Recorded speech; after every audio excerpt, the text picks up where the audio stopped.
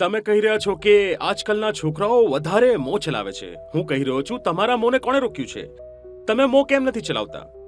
તમારી તકલીફ એ નથી કે તમારો છોકરો વધારે મોં ચલાવે છે કે છોકરી. તમારી તકલીફ એ છે કે તેમની દલીલોના આગળ તમે અનુત્તરિત થઈ જાઓ છો. તમારા પાસે કોઈ છે નહીં તેમને જવાબ આપવામાં. આ પેઢીમાં 1000 દુર્ગુણ હશે, ઘણા દુર્ગુણ છે, પરંતુ આ દુર્ગુણ તેમનામાં નથી, દંભનો. કોઈ વાત સાચી નથી પણ લાગી રહી, તેને કહી દીધું હા બિલકુલ ઠીક છે. તમે કહી દીધું તો મહારાજ બધું ઠીક જ હશે. જો તમે હકીકતમાં ઈચ્છો છો કે તમારા છોકરાઓ, તમારી છોકરીઓ તમારાથી કંઈક શીખે, તો તેમના સાથે એક ચોખ્ખો સાફ સંવાદ કરો.